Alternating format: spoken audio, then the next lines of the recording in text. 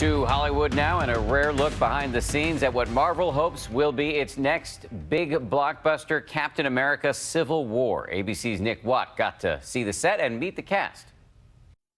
You chose the wrong side. This will be the most talked about scene of the summer. Superhero civil war at an airport, Captain America versus Iron Man. The rest take sides. Which sides? We won't say. I think that Marvel likes to keep the fans excited, guessing, curious, all that stuff. It gets ugly. You know, in sports, when you'd split up your own team and you start kind of rationalizing why, well, I was never crazy about that pitcher anyway. Are you a good person or a bad person? Well, I think we're all good and bad in this film. You're all good and bad? Yeah, because it's a civil war. This is a fight within family. You know, this isn't just, good guy versus bad guy, and that's what makes it far more relatable and akin to the struggles that we have in life. You just started a war. I think it's kind of natural for familiarity to breed contempt. You can get more kind of ticked off with your own best friends and your closest allies than you can with perfect strangers. On the roof! And the airport is where it all goes down. Hey, everyone.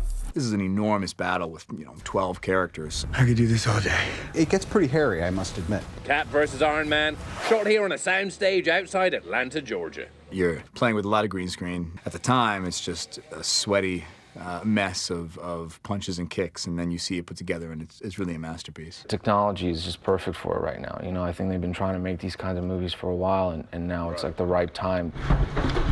But this, shot outside for the natural light. It's really tricky to replicate natural light on a soundstage. You can do it, but sometimes it has a look that isn't quite as real as you want it to be, and we push for. I'm gonna laugh when I say this, but we push for as much realism as we can.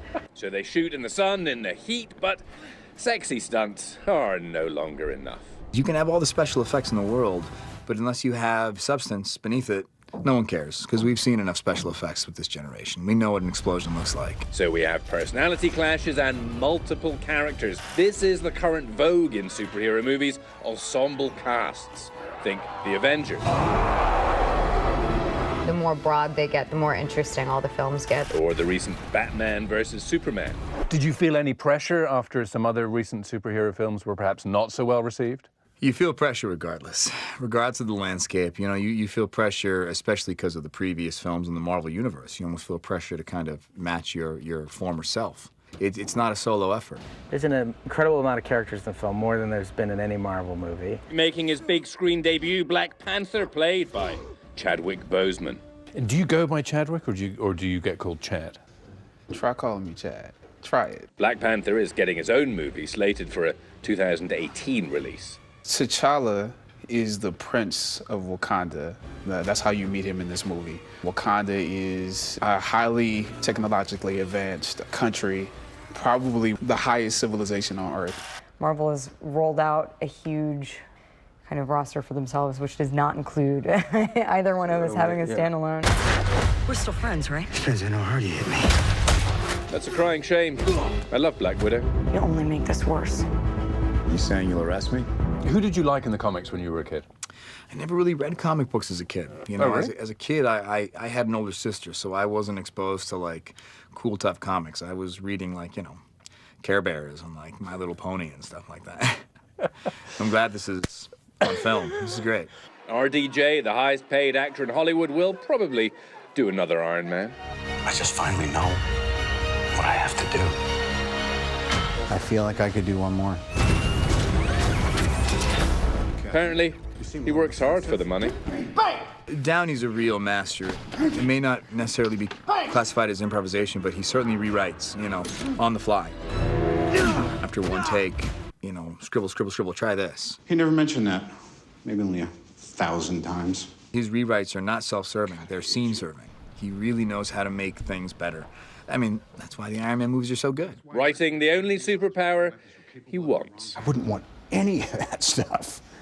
I'm very happy, very happy. I'm sorry, did I just mishear you? I'd much rather talk about how fun it is to play that than to actually have to deal with some weirdo superpower. I'd probably abuse it right away. Sometimes I want to punch you in your perfect teeth. Downey is playing a much darker version of Tony Stark than he's ever played, and he's just crushing it. And a kind of role reversal. You have Tony Stark, who's always danced to the beat of his own drum, feeling a little bit of guilt of the actions the Avengers have taken and the collateral damage that we've caused, where he feels responsible. It seems like they kind of tear apart these cities, kind of like the slightly more realistic version of like Team America. Like, when is somebody going to say enough? Just like we practiced. What about You have Steve Rogers, who's always been a company man, and Steve usually puts himself last. But this is the first film where you see him kind of pursue his own desire. He's come off of Winter Soldier, where he's seen the system fail him, and he kind of feels that the safest hands are his own. So you have a little bit of a role reversal. I don't trust a guy without a dark side. You're seeing Steve Rogers make choices now that he's in the modern world that he never would have made back in the Uncle Sam days, you know, and Chris Evans should get all the credit in the world for this working. Cap, not quite so squeaky clean anymore. Do you feel an added level of responsibility being that guy? Maybe in my personal life, to some degree, yeah. You know, you want to make sure that you are in your walking around life. Even Stan Lee said to me a couple times that, you know, you got to make sure who you are is representative of the character, which at times can feel a little bit of pressure. Has anyone ever said to you, Chris, your behavior is unworthy of Captain America? Sure, my mom. I'm Nick Watt for Nightline in Hollywood.